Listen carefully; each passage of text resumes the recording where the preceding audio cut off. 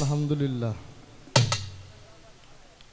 যে কয়টা মানুষ আছি আর এখন যাবার লয়, যাবার থাকলে একটাও থাকতো না।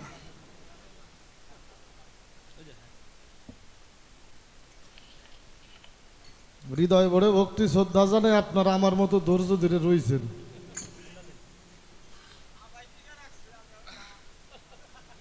হ্যাঁ,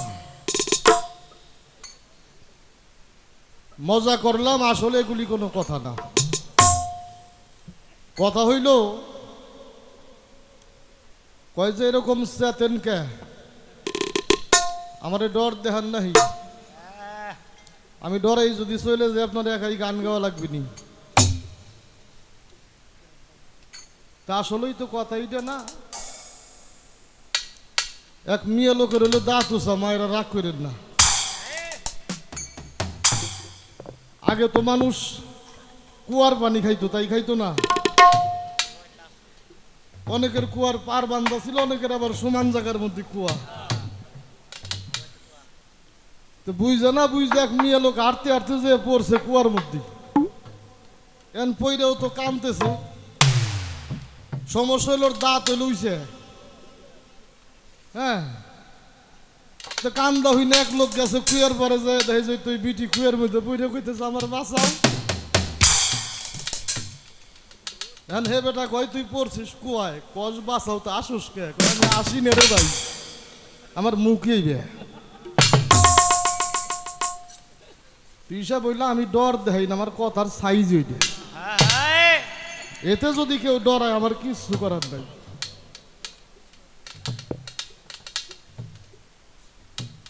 হ্যাঁ, বলছিলাম যে নবুয়ত বেলায়েতে পিটোপিট, আমি বুঝি না, আমারে বুঝান। একটা কথা কইলে হইতো যে নবুয়তের কর্মের মধ্য দিয়ে এই বেলায়েতটারে খুঁজে বের করতে হয়। অর্থাৎ নবুয়তের যে আইন কানুন নিয়ম এবাদত আমল, ইহা ছাড়া বেলায়েত পাওয়া যাবে না।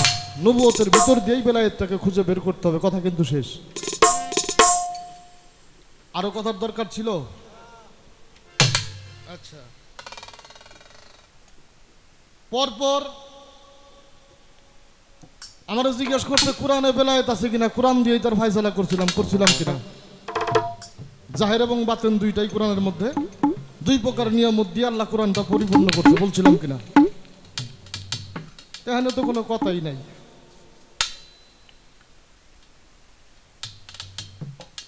বেলায়েত একজন ব্যক্তি পায় কেমনে? আমি কোরআন থেকে কয়েকটা কোরআনের ইমারত দিয়েছিলাম। আল্লাহ কি বলছে? আস্তা জাবলা কুমুদুনি, একা হয়ে যাও। সিবরাত আল্লাহ মান হাসানু মিনাল্লাহি সিবরাতা, আমার রঙে রঞ্জিত হয়ে যাও। ওয়াজুদু আত তারেক, যে আমার মধ্যে ঢুকে যায় আমি আল্লাহ তার মধ্যে ঢুকে যাই, ওই ব্যক্তির মধ্যে আমি খোদার শক্তি কাজ করে। এর নাম হইল বেলায়েত। কথাটা বলছিলাম কিনা? একটা গানও করছিলাম। বেলায়েত হয় স্বয়ং রাজার ঘর, ওই দেশেতে যাবি যদি এই দেশ করগা পর। এই পাগল, এই বাবাটা ভালো তো সরো। তা আমারে ধমক দিয়ে কয় যে বেলায়েত পাইলেন কেন, বা হেই দিয়ে কইলেন না, বাত খানকার বাত আর শোনেন না। আমার কথা বুঝতে গেলে তার কয়েকটা থিওরি সম্বন্ধে নলেজ থাকতে হবে। খিচুড়ি খাওয়া পেঁচাল বেড়ে বাতেন সরকার গান গায় না, এই খিচুড়ির বয়তি বাতেন সরকার না, এমন কোন ইঙ্গিত নাই। বেলায়েত যার, নবুয়ত তার, এইটার মালিক রাসূল না, এটা স্বয়ং আল্লাহ। আর এই জন্য এই গানটার মধ্যেই ছিল বেলায়েত হয় স্বয়ং রাজার। আপনি নবীরে দেখাইলেন, আলীরে দেখাইলেন, হাসান বাসরিরে দেখাইলেন, কুমাইল বিন জাইদরে দেখাইলেন, মেঘদাদ রহমতুল্লাহরে দেখাইলেন, এরা পাইল কই? আপনার জবাবটা তো আমার সেই জায়গার থেকেই করা ছিল, যেই জায়গার থেকে এটা আসছে।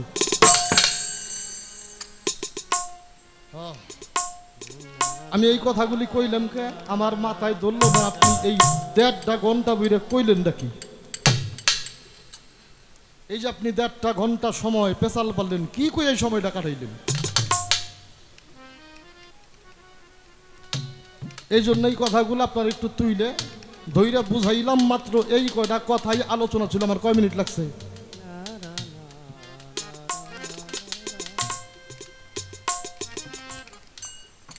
আমাকে বাবা কইছে দুইটার বেশি প্রশ্ন করে না, দুইটার বেশি গান গাইও না।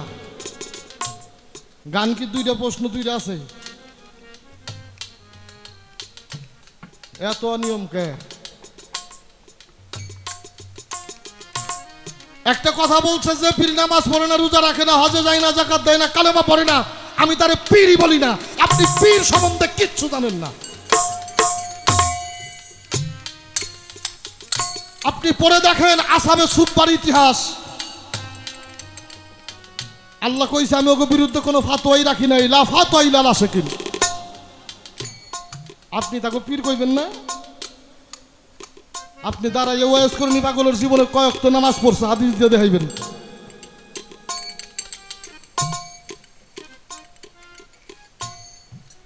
একটু জায়গাটা বোঝেন। আসাবে সুব্বা যারা বিভিন্ন দেশ থেকে তারা মদিনায় আমার হুজুর পাকের কাছে আসছিলেন। মসজিদে নববীর বারান্দায় তারা ফাল পারে, ধাপ পারে, আল্লাহ আল্লাহ করে। যখন মসজিদে আজান হয়, যখন নামাজ হয়, তখনও তারা আল্লাহ আল্লাহ করে ফাল পারে। হযরত আলী কইলেন ইয়া রাসূলুল্লাহ, হুকুম দেন ওদের মসজিদ থেকে বাহির করে দেই, বারান্দা থেকে বাহির করে দেই। আল্লাহ জিবরাইলকে বলল আমার বন্ধুকে জানিয়ে দিন, আমার দোস্তকে জানিয়ে দিন। কি জানিয়ে দেবে? আল ফাকরা মিন্নি ওয়াল ফাকরা মিন্নি। আমি আল্লাহ হইলাম ওগো ভেদ, আর ওরা হইল আমি আল্লাহর ভেদ। ওদেরকে কিছুই বলা যাবে না, ওদের হেদায়েত হেফাজতের মালিক আমি আল্লাহ। আপনি তাকে ফহির মানেন না? না, আপনার জায়গা থেকে ঠিক আছে, কিন্তু এমন কোন জায়গায় হাত দিয়েন না যে জায়গায় হাত দিলে আর জীবনেও ফেরত আসবো না।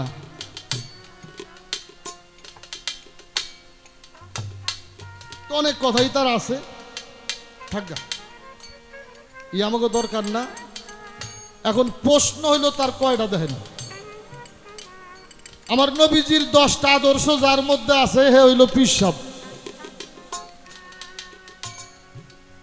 যার মধ্যে নাই হে কোনো পিসাব সুসাব না। এটা হইল 1 নম্বর। 2 নম্বর প্রশ্ন হইছে পীরের নামে মধু বেশি না নবীর নামে মধু বেশি? হয়েছে কিনা?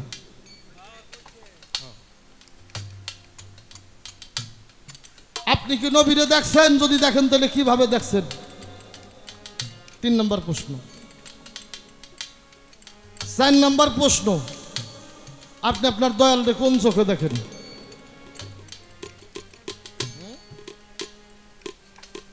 5 নম্বর প্রশ্ন, কবরে প্রত্যেকটা মানুষকেই আল্লাহ রসুলের নামে সবর্দ করা হবে। বিসমিল্লাহ আলা মিল্লাতে রাসূলুল্লাহ। এখানে পীরের নাম কয় না কেন? এটাও তার প্রশ্ন। এর নাম্বার হলো 5।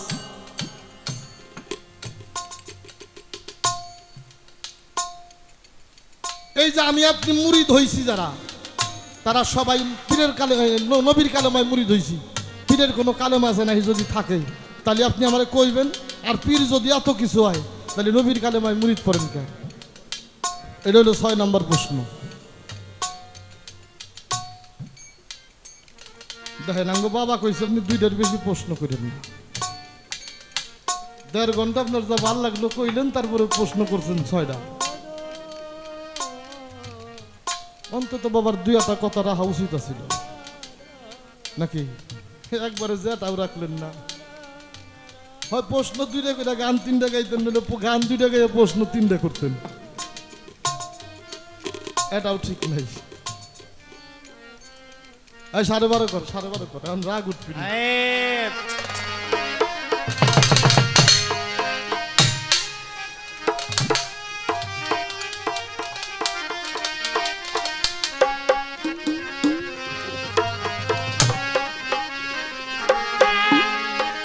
বেলায়েতে মুর্শিদ হয়া ওরে বেলায়েতে মুর্শিদ হইয়া,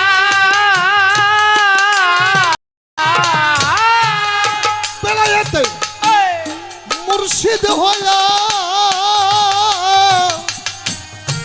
আসিলেন দিনে নবী আমার আসিলেন দিনের নবী মুর্শিদকে না পাইলে কি তুই রাসূল পাবি আমার মন মুর্শিদকে না পাইলে কি তুই রাসূল পাবি আর একবার করিস না বাজাতি থাক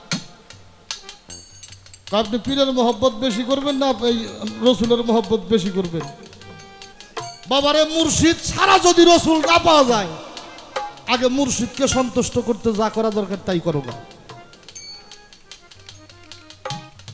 মুর্শিদ পাইলে যদি রসুল পাওয়া যায় তাহলে আগে মুর্শিদ পাওয়া জরুরি না তাহলে একটা ভক্তের কাছে মুর্শিদের নামের চাইতে আর বেশি মধুর কোনো কিছুই নাই একটা ভক্তের জন্য একমাত্র মুর্শিদ ব্যতীত আর কোনো কিছুই নাই। টাঙ্গাইল থেকে আমাকে পাবনা যাইতে সবচাইতে বেশি সুবিধা হইল ট্রেনে যাতায়াত করা গাড়ির দেখা ট্রেনে উঠলি চাটমোহন নামাই দেয় মানে আমাকে বাড়ি যাইতে মোটামুটি ওন থেকে 15-20 টাকা ভাড়া দিলি পরে আমাকে আটঘরিয়া বাজারে নামাই দেয় আর যদি বাস দিয়ে যাই তাহলে মোটামুটি নাটোর ঘুরে যাওয়া লাগে আর নইলে এমপুরা শাহজাদপুর ঘুরে যাওয়া লাগে বিরক্ত উঠছি ট্রেনে দেখলো কতগুলো বই হাতে করে ঘুরতেছে ট্রেনের মধ্যে আর কইতেছে একের ভিতরে এক আপনার বাড়ি যদি ছোট শিশু বাচ্চা থাকে নিয়ে যান একের ভিতরে এক সওয়াল বলতো আমার আছে কইলাম নিয়ে যাই কইলাম চাচা কয় টাকা দাম কয় 10 টাকা কইলাম দেন এটা নিছি আর একজন এসে একের ভিতর 2 বাড়িতে শিশু বাচ্চা নিয়ে থাকলে নিয়ে যান এ বাবা এটা কয়টা কয় এটাও 10 টাকা কইলাম দেন আরেকজন এসে একের ভিতর 3 কইলাম দাম কত কয় এটাও 10 টাকা কইলাম দেন আরেকজন এসে একের ভিতর 4 কইলাম দাম কত কয় 10 টাকা কইলাম এটাও দেন এখন এই 40 টাকা দিয়ে 4 বই কিনে ওই যে একের ভিতরে একর মধ্যে লেখা হইলো সরয়া একের ভিতর 2 এটার মধ্যে লেখা হইলো সরয়া ক খ একের ভিতর 3 সরয়া 1 থেকে 100 পর্যন্ত অঙ্ক একের ভিতর 4 সরয়া ক খ ABCD 1 থেকে 100 পর্যন্ত একের মধ্যে 5 এর মধ্যে যোগ হয়েছিল আরবি 29 হরফ একজনে কইতেছে একের ভিতর সব বললাম ইয়ের দাম কত বাবা ভাইয়াও 10 টাকা কেন ওটা কিনে দেখি সরে ক খ ব্যাগ কিছু লেখে মাঝে মাঝে বানাম লেখছে সরায়া ম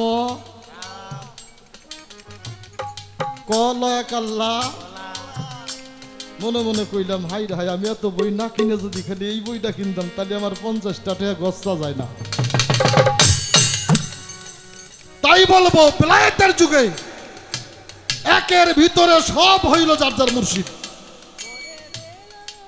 যদি কারো মুর্শিদ পাওয়া হয় তার সব পাওয়া হবে যদি মুর্শিদ না পাওয়া হইল ওর রসুলও পাওয়া সম্ভব না আল্লাহ পাওয়া সম্ভব না তাই তো কবির এই গান গা ওরে বেলায়েতে মুর্শিদ হইয়া বেলায়েতে মুর্শিদ হইয়া আসিলে দিনের নবী আমার আসিলে দিনের নবী মুর্শিদকে না পাইলে কে আর রাসূল পাবে মন আমার মুর্শিদকে না পাইলে কে আর রাসূল পাবি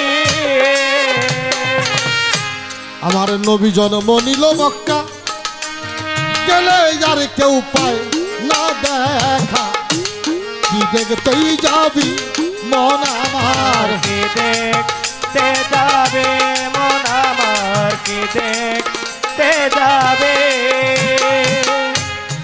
নবী জন্ম নিল মক্কা গেলে আর কেউ পায় না দেখা কি দেখতেই যাবি মন আমার কি দেখতে যাবে মন আমার কি দেখতে যাবে ওরে দেখ মোদি নাই তার রওজা আছে ওরে মদিনায় যার রওজায় আছে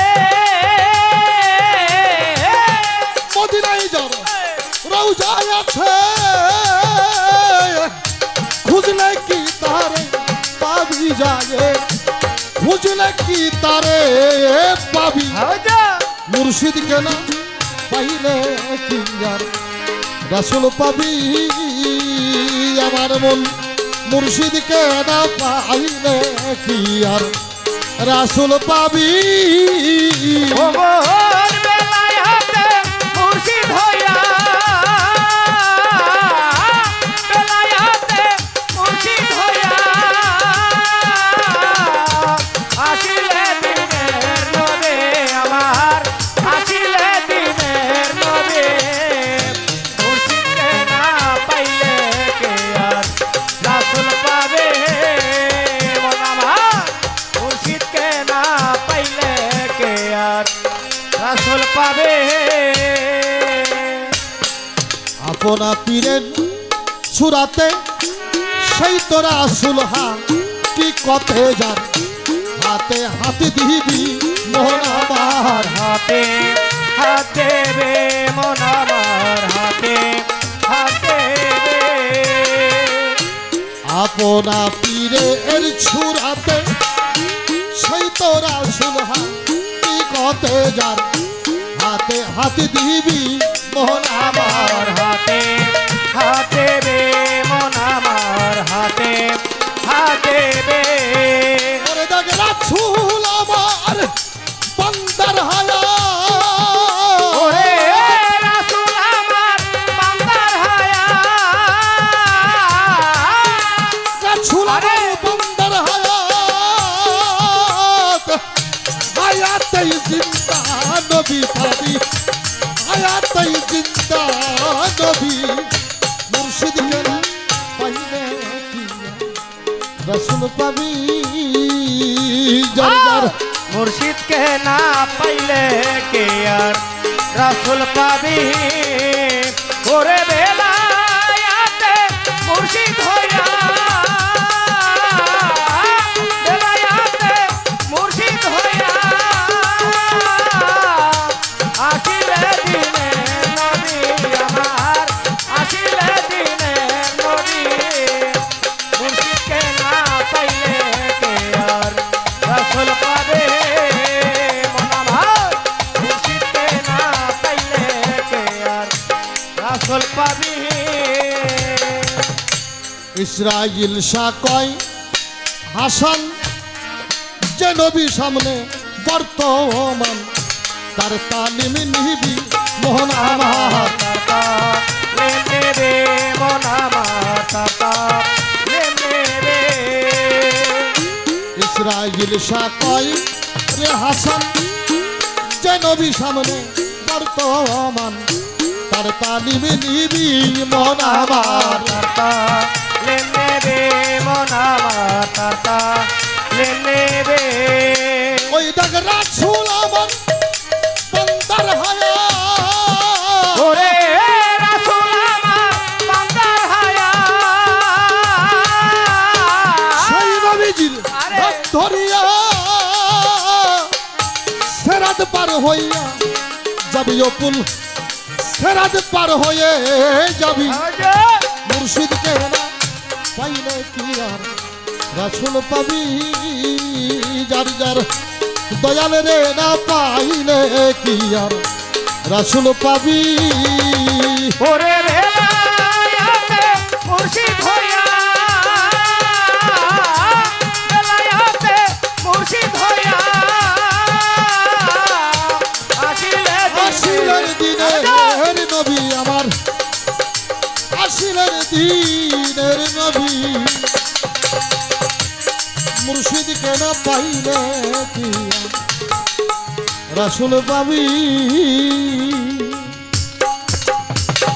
বড় ভাবলা গায়া দিলি মনে রে বড় ভাবলা গায়া দিলি মনে রে বড় ভাবলা গায়া দিলি মনে রে বড় ভাবলা গাইয়া গেলি মনে ও বড় ভাবলা গাইয়া গেলি মনে রে বড় ভাবলা গাইয়া গেলি মনে রে বড় ভাবলা গাইয়া গেলি মনে রে বড় ভাবলা গাইয়া গেলি মনে বড় ভাবলা গাইয়া গেলি মনে রে বড় ভাবলা বলতে চাই না বাজে কথায়, আসল কথাই যাই। হায় হায় যেভাবে তো প্রশ্ন করে ধর্মরাজ সভায়, ধন্যবাদ দেই ধন্যবাদ দেই ধন্যবাদ দেই তারে, যেইভাবে তে প্রশ্ন তাহার ধর্মরাজ আসরে। আমি সাধ্য মতো জবাব দিব, সাধ্যমত জবাব দিব, সাধ্য মতো জবাব দিব আজি সাধুর বা, যারে রে বড় ভাব লাগাইয়া গেলি মনে রে বড় ভাব লাগাইয়া দিলি মনে। ও বড় ভাবলা গাইয়া গেলি মনে রে বড়, ভাবলা গাইয়া গেলি মনে রে বড়, ভাবলা গাইয়া গেলি মনে রে বড়, ভাবলা গাইয়া গেলি মনে। ও বড় ভাবলা গাইয়া গেলি মনে রে বড়, ভাবলা গাইয়া গেলি মনে রে বড়, ভাবলা গাইয়া গেলি মনে রে বড়, ভাবলা গাইয়া গেলি মনে। আমার নবীজির 10টা আদর্শ না হইলে তারে বিশ্বাস করা যাবে না। ইয়ে কি? প্রথম হইলে উনি কুলীন বংশ কিনা, কুলীন বংশ মানে হইলো ভালো বংশ। আচ্ছা, এখন ভালো বংশের মধ্যে রসুল 4টা বংশের কথা বলছে, শেখ সৈয়দ মুঘল পাঠান। কি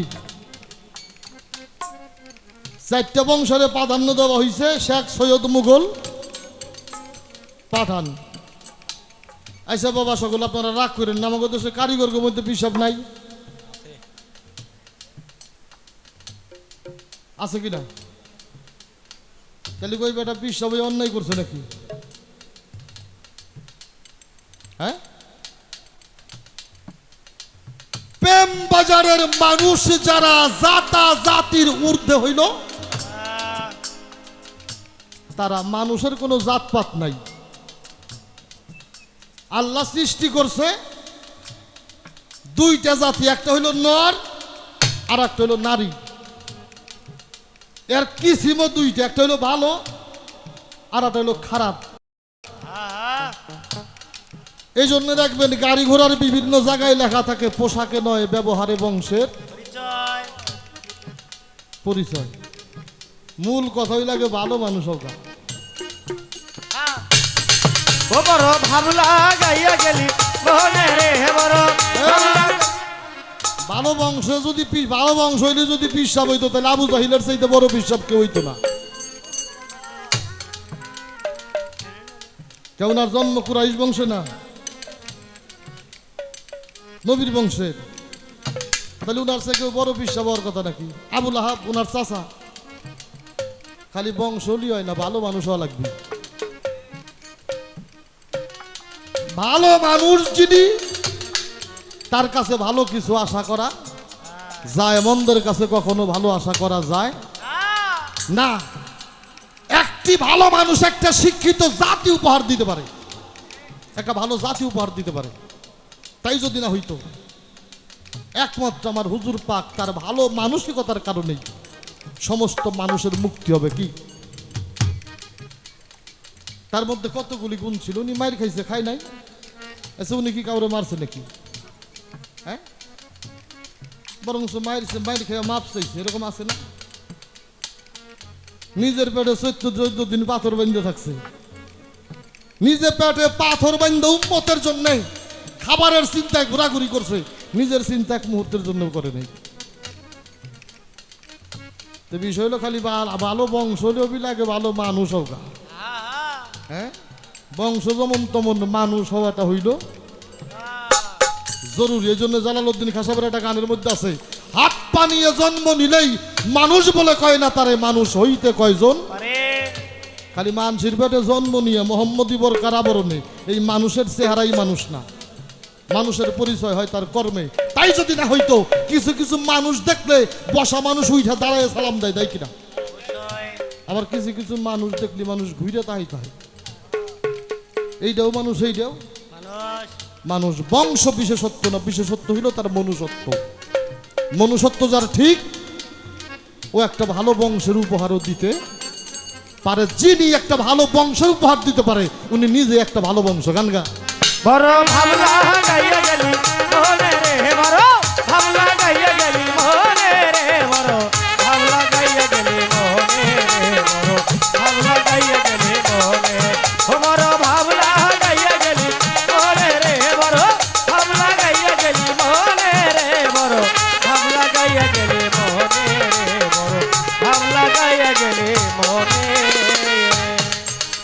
পীর হবে উনি কোরআনের হাফেজ কিনা? হাফেজ শব্দের অর্থ কি? কোরআন বুকে ধারণকারী। কি একটা সময় আমরা দেখছি মা খালারা ঝগড়া করে কোনো বড় বিষয় বাজলে কইছে তুই কোরআন শরীফের পর আত্মীয় কইছে কিনা? আর মানুষগুলো ডাইকা ডাইকা করছে ওরা কত বড় খারাপ, ওরা কোরআন শরীফে হাত দিয়ে কথা বলতে চায়। তুমি কোরআন শরীফ পড়া জানো, তুমি কোরআন বুকে হেফাজত করছো, বলতে পারবা তুমি মিথ্যা কথা বলো না, তুমি বাজে কথা বলো না, তুমি অন্যায় করো না, তুমি খারাপ কাম করো না। দেখ কিছুই যদি করো ওয়া বুকে ধারণ করলি যাওবো, না করলি তার সেই তোর ভালো হইব। বড় ভাবলা গাইয়া গেলি মনে রে বড় ভাবলা গাইয়া গেলি মনে রে বড় ভাবলা গাইয়া গেলি মনে রে বড় ভাবলা গাইয়া গেলি মনে। আর এই কোরআন যারা বুকের মধ্যে ধারণ কইরা এই কোরআনের আদর্শটা মাইনে নিছে, ওই মানুষটা নিজেই একটা কোরআন হয়ে গেছে। এই জন্যই যে আমাকে রোজ সরকারের গান লিখছে, দেল কোরআনের হাফেজ যারা তারাই জানে পদ্ধতি, হায় হায় দিল মরা কোরআন ছেলে বিয়ে করে যাইয়া নব যুবতী। হ্যাঁ খালি পইরা হাফেজ হওয়া যাবি না, ইয়া ধারণ কইরা ভিতরটা হাফেজ বানাবো। যদি কেউ বানাইতে পারে, যেই মানুষটার দেহটা নিজে কোরআন বানাইছে ওই মানুষটার একটা মানুষটাও কোরআনের মতো বানায়া দিতে পারে, এমন হাফেজ যদি হয় ওই মানুষটা পীর হইতে পারবে। খালি পইরা হাফেজ হওয়ার কাম বাজে নাই, গান গা। বড় ভাবলা গাইয়া গেলি মনে রে বড় ভাবলা গাইয়া গেলি মনে রে বড় ভাবলা গাইয়া গেলি মনে রে বড় ভাবলা গাইয়া গেলি মনে ও বড় ভাবলা গাইয়া গেলি মনে রে বড় ভাবলা গাইয়া গেলি মনে রে বড় ভাবলা গাইয়া গেলি মনে রে বড় ভাবলা গাইয়া গেলি মনে। উনি সালাতি কিনা? সালাত শব্দের অর্থ হইল স্মরণ সংযোগ। ওই মানুষটা সদা সর্বদা আল্লাহর ধ্যানে থাকে কিনা? এ ধ্যানস্থ মানুষ লাগবে। কি ধ্যানস্থ মানুষ? ওই মানুষটা সদা সর্বদা আল্লাহর ধ্যানে থাকে